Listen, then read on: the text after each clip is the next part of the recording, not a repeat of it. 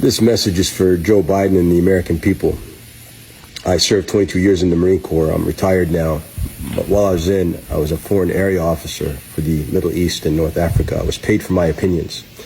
I'm going to give Joe Biden some advice because the people he is surrounding himself with seem to be only interested in looking out for Israeli interests rather than American interests. So here's some advice.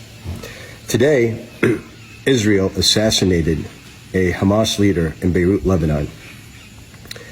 Now, they're at war with Hamas, and everybody understands that, but this assassination was in a different country. And they did that, Israel did that, to pull the United States into war. Israel cannot win the war against Hamas. It wants to drag Hezbollah into a wider regional conflict.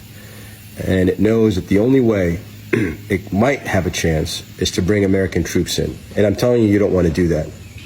They pulled us into an unnecessary war in Iraq where friends and brothers died, and they're looking to do the same thing now. Now, why did they assassinate this guy in Beirut? He wasn't that senior. I mean, Ismail Haniyeh is in Qatar. They know exactly where he is. He's the most senior leader in Hamas. They could have assassinated him, but they know Qatar is not going to war with them over an assassination. They also have, Hamas also has leaders in Egypt, but they also know that Egypt is not going to war with them.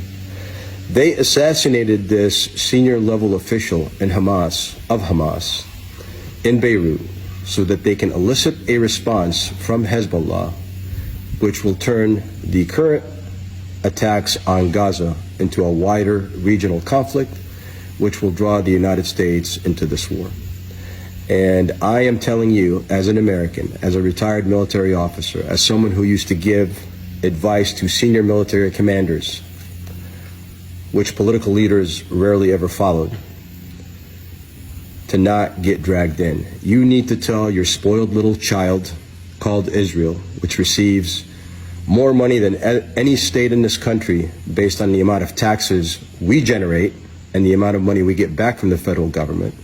You need to tell your little spoiled child who cannot follow any rules or laws, who spies on us, who has killed Americans, who does whatever it wants, regardless of what you want, to stop this war and stop the stupidity.